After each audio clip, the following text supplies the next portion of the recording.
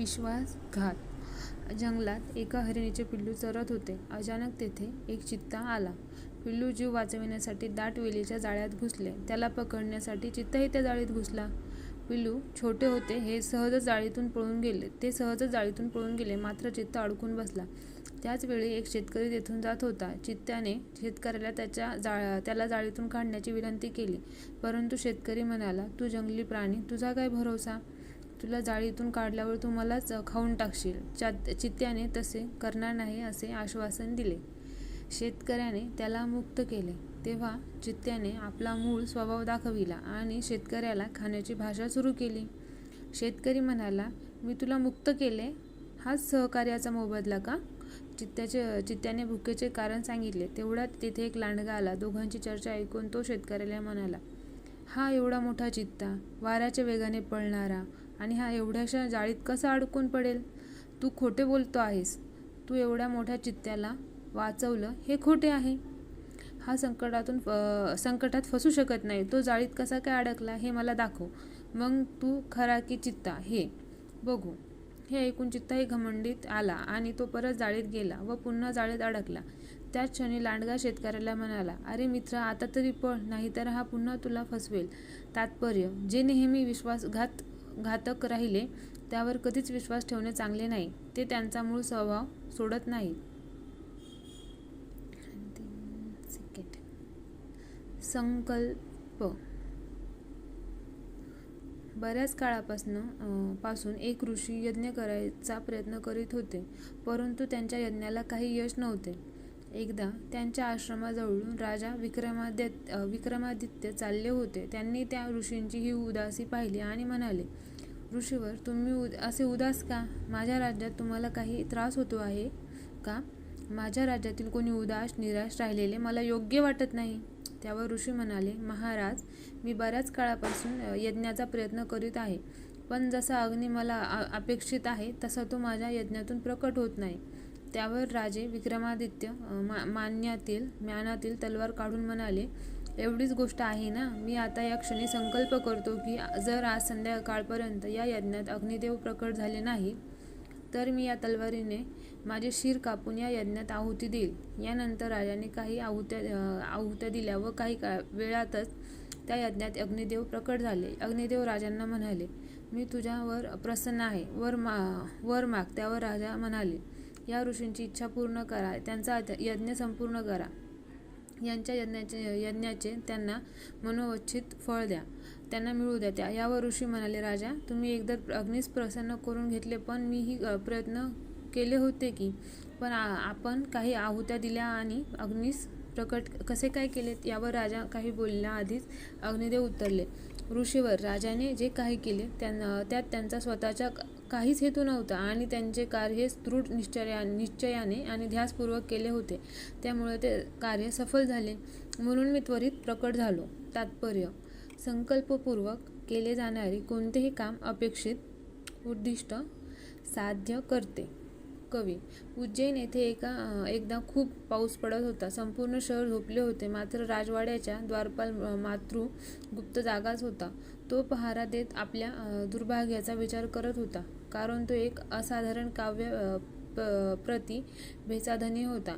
राजा विक्रमादित्य गुणीजनांचा सन्मान करतात हे ऐकून तो तेथे आला होता, परंतु राजाची त्याची भेट झाली नसल्याने त्याला द्वारपालाचे काम करावे लागत होते.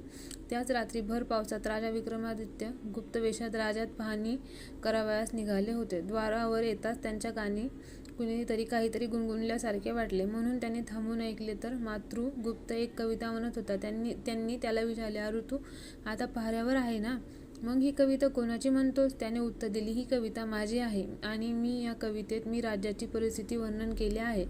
राजा तिथून काहीच न बोलता निघून गेले.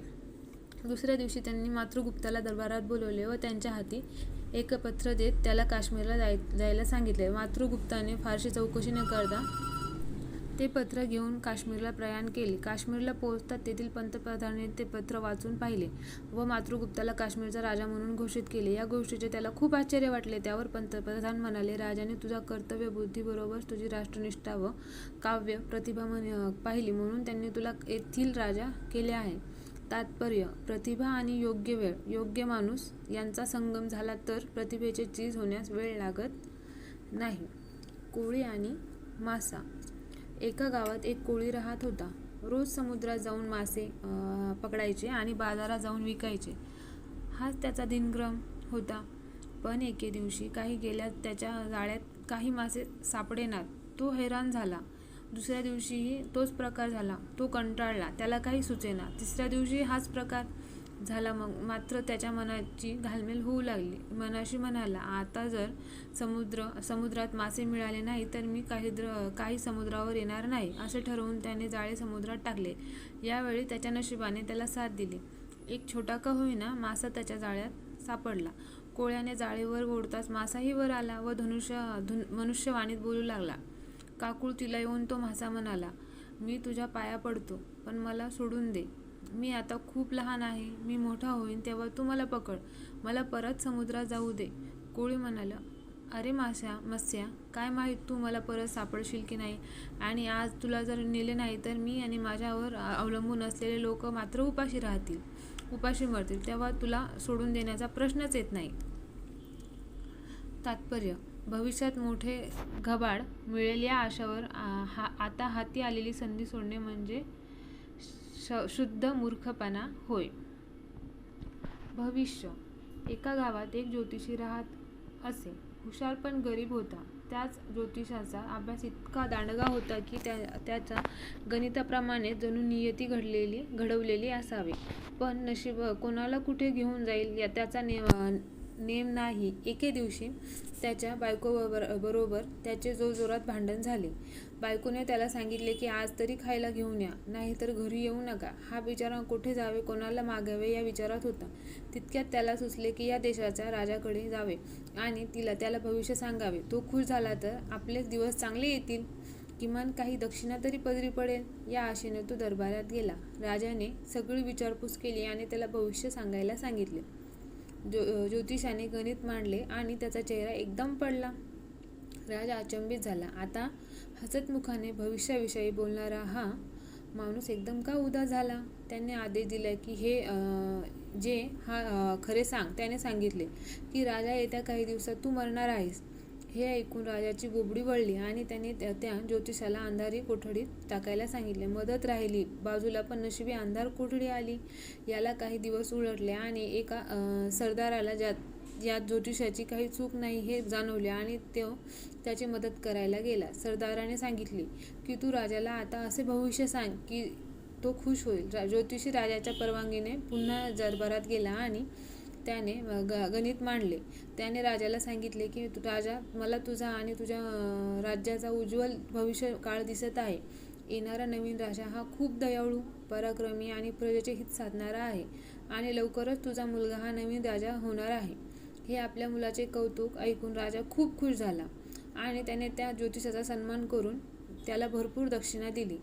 पण प्रत्यक्षात आपला मृत्यू होणार आहे हे त्याने लक्षात घेतले नाही. तात्पर्य: शब्दांचा वापर ज्याला चांगल्या पद्धतीने करता येतो तो निश्चित यशस्वी होतो. माथारीची खीर. एका गावात एक वृद्ध महिला राहत होती. तिच्या कंजूसीची चर्चा गावभर होती. एका मुलाने तिला याबद्दल अद्दल घडविण्याचे ठरविले. तो त्या महिलेच्या घरी गेला व तिला तिचा दूरचा नातेवाईक असल्याचे सांगू लागला. तिने त्याला नाते असण्याचे नाकारले, कारण तो तिथे राहिला तर तिला खर्च पडला असता ना. बाहेर खूप पाऊस पडत होता. होय नाही करत किमान पावसाचे कारण सांगत त्या मुलाने तिच्या घरात प्रवेश मिळवला. तिने त्याला घरात प्रवेश तर दिला, पण मुलगा काही खायला मागेल म्हणून ती म्हणाली, माझ्याकडे तुला देण्यासारखे काही नाही, तेव्हा गुपचूप पडून राहा. तेव्हा तो मुलगा म्हणाला, आजी, मी तुला काहीच खायला मागणार नाही, कारण माझ्याकडे जादूची छडी आहे. तिच्या सहाय्याने मला काय पाहिजे ते बनविता येते. तू फक्त मला चूल, पातेले आणि पाणी दे. मी छडीच्या सहाय्याने आज खीर खाणार आहे. पाहिजे तर तुला पण खायला देतो. महिलेने पण खूप दिवसात खीर खाल्ली नव्हती.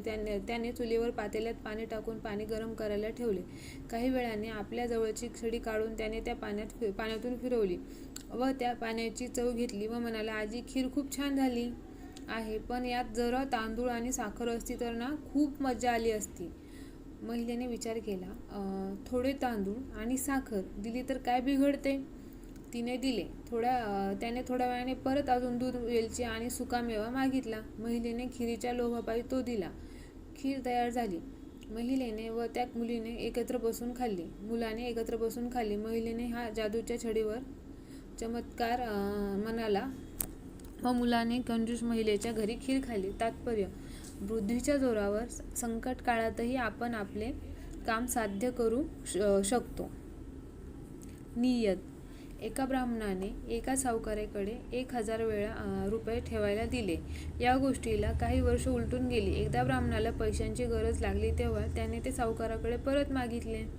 तेव्हा सावकाराने त्याला ते परत करण्यास नकार दिला, कारण सावकाराची नियत बदलली होती. तसेच पैसे ठेवल्याचा कोणताही पुरावा नव्हता. ब्राह्मण त्रस्त होऊन राजाकडे दाद मागण्यास गेला. राजाही विचित्र परिस्थिती पाहून संभ्रमात पडला. मात्र सावकारांकडून पैसे परत मिळवण्यासाठी राजाने एक युक्ती आखली. राजाने नगरात शोभायात्रा काढायची घोषणा केली. जेव्हा शोभायात्रा सावकाराच्या घरासमोरून चालली तेव्हा राजाने ब्राह्मणाला आपले गुरुदेव म्हणून आपल्याजवळ बसविले. सावकाराने हे पाहून विचार केला की हा ब्राह्मण तर राजाचा गुरु आहे. राजा याच्या ऐकण्यात असेल तर आणि याने राजाला त्या 1000 रुपयांबद्दल सांगितले तर राजा मला माझ्या खोटेपणाबद्दल दंड केल्याशिवाय राहणार नाही. यातून वाचवण्यासाठी मी ब्राह्मणाचे पैसे परत केलेले बरे. शोभायात्रा संपताच सावकाराने 1000 रुपये ब्राह्मणाच्या घरी पोहोच केले. यामुळे ब्राह्मणाला खूप आनंद झाला. राजाच्या हुशारीमुळेच त्याला त्याचे पैसेच नाही तर योग्य सन्मानही मिळाला.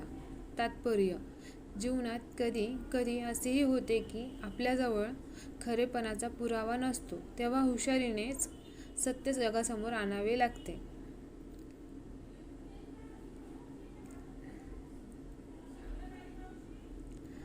धन्यवाद. आणि चॅनलला नक्की सबस्क्राईब करा आणि व्हिडिओला लाईक करा.